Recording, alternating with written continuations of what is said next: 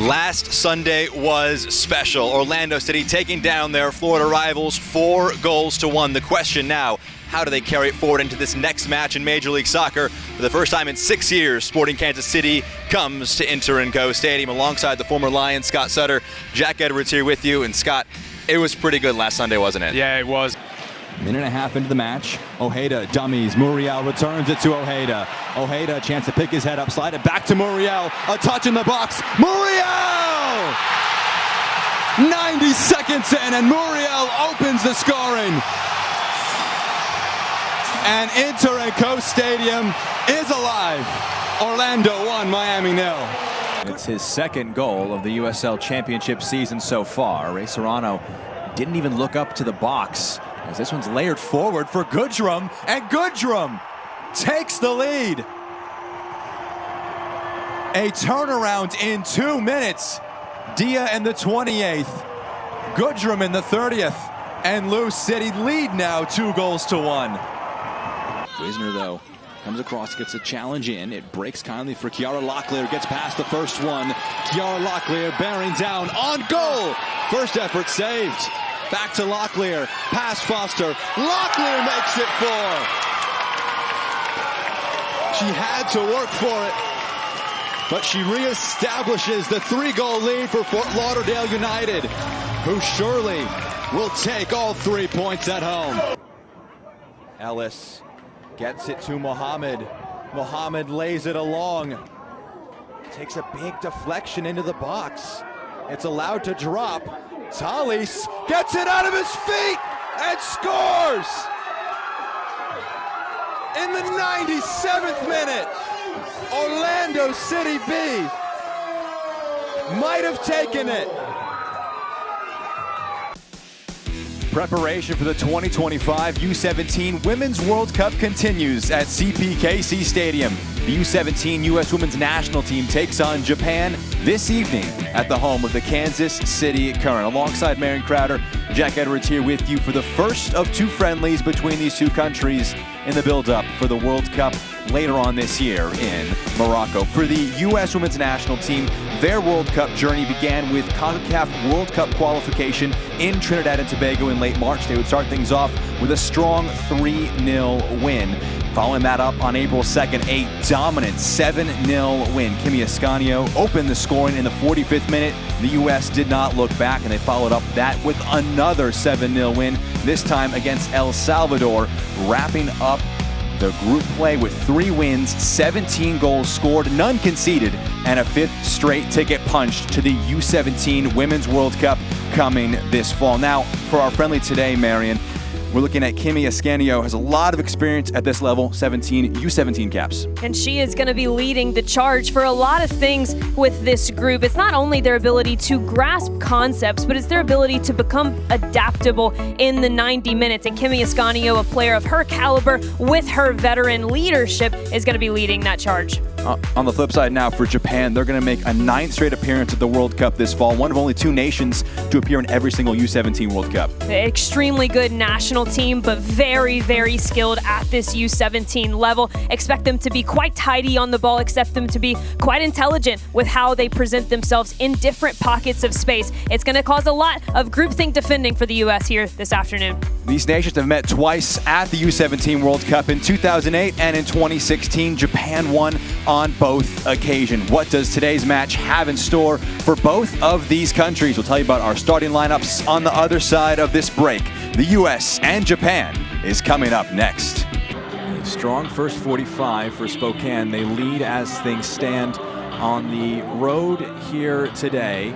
We're joined now by Allie Cook. Allie, congratulations on that first goal of the season for you. Just want to get your thoughts on that sequence and why you chose to take that one first time. Yeah, I feel like we had it. Honestly, tested the goalkeeper, had many shots in the half. City created a half-decent opportunity from their first free kick opportunity, was much closer towards goal. This one, a deeper bit of delivery. You mentioned testing the young goalkeeper Fernando Delgado. They haven't done that as of yet, making his championship debut this season. Season debut this year, made 2 appearances in 2024. sees that one out. Spent a bit of time on loan with Real Monarchs, made 10 appearances at the MLS Next Pro level. Definitely in comparison to Matt Van Oekel, 20 years his senior, the usual starter in between the sticks for Birmingham. You can watch the USL Championship in Spanish on TUDN, the nation's leading Spanish language sports network. Select matches will be available in Spanish throughout the rest of the season. You can go to uslchampionship.com for the complete USL TV listings.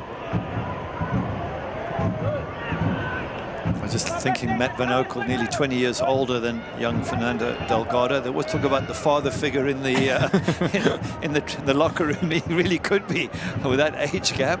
But what a fantastic example for Fernando to learn from. Matt Van Oekel, he's lasted so long because he's looked after his body. He's a top-class goalkeeper in this league, and hopefully he can pass on all his knowledge to the young 18-year-old.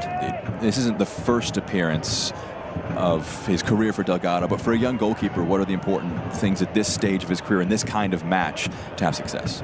A lot of it's just taking the pressure. You know, you're going to have errors, and if you make an error, you can't let it define your game. You've just got to, here we go. Here's Wilson. He can't get a shot towards goal, blocked out. And it's going to spin kindly. Here comes a corner. And the second part is being able to organize. You know, youngsters often feel, I can't tell my senior centre half where to stand. Yes, you can, and you tell him where to stand, and he listens. So you've got to be a real dominant, even at 18, dominant. There he is, love it. He's pointing fingers, he's telling people where to go. It's your job to organize so that you can come and catch the ball should it come near you. They'll have to defend this corner coming up. It's a Wi-Fi corner kick. First of the match for Lou City. It'll be Taylor Davila, the man who will take. Whips it into the 6-yard box. Delgado able to get two hands to it.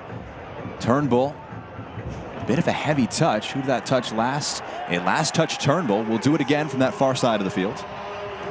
Goalkeeper did well there. That was a tricky one. Just came over a bunch of heads, and he just got enough on it to get rid of it from the danger area. Now he's got to set himself up for another corner. Another Wi-Fi corner kick coming up here. Turnbull can't believe that it's still the attacking third for Lou City. Davila will do it again. Got those bodies in front of the young goalkeeper as well. Davila whips it into the same spot. This one not fully out of the 6 until now.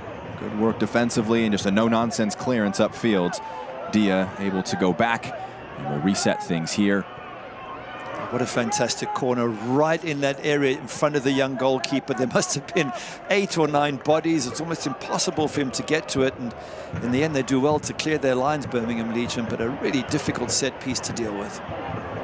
Kavita, here's Martinez, leaves it for Turnbull.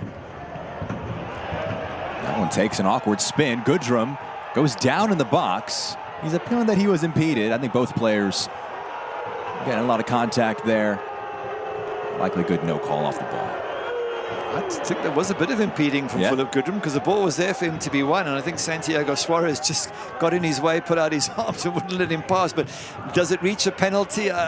Probably not. If it's a yard or two further out for a free kick, maybe it is. Probably the free kick is given. Yeah, a risky play. That one is a free kick. There's a foul for Lou City. This portion of tonight's match is presented by Toyota and the Kentuckiana Toyota dealers. Halfway through our first 45. Birmingham leading this match. It's a goal that's been given to Ronaldo Damas because it likely took a deflection off the forward. It was him who last touched it. In our hearts, we'll give it to Lazo. Well, to me, that ball was heading for the goal anyway. Here is Tibor Titaka. Gets it onto his right foot. Low shot saved by Las. Comes back to Tibor Titaka, and his shot sliced wide. 2 chances there for the forward.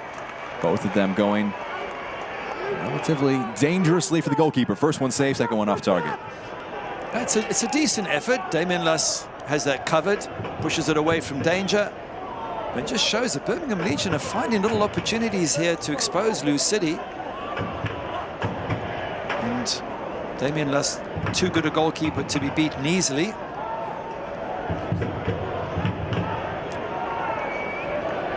I can't believe that Damas gets credited with the goal. It just hits him in his back when it was traveling to goal anyway. Surely it has to go with the striker of the ball. There's striker's instincts there. He knew what he was doing.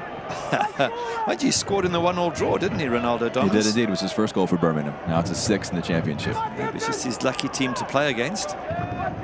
But poor Edwin Lazo, just an assist, his first assist for Birmingham, not his first goal. If I was him, I'd contest it. Serrano, a bit of a heavy touch, but no one there in Birmingham colors to immediately press. He kicks it off Martinez, and it rolls out for a throw-in.